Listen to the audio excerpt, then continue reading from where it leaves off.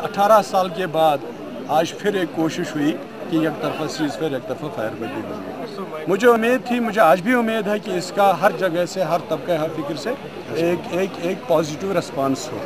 ये positive response ना होने की वजह से ये जो एका दुका वाक़ात हो रहे हैं, लेकिन आप देख रहे हैं कि इस सीज फायर से लोगों में कितनी राहत है।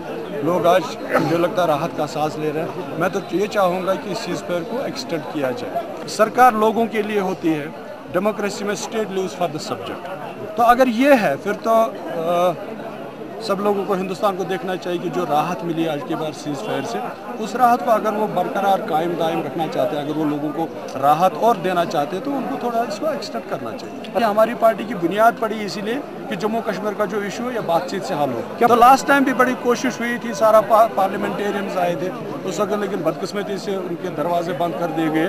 उसके बाद दिनेश्वर शर्मा जी कोशिश कर रहे हैं। आज की बात तो बड़ा ही ये पॉजिटिव एक स्टेप है।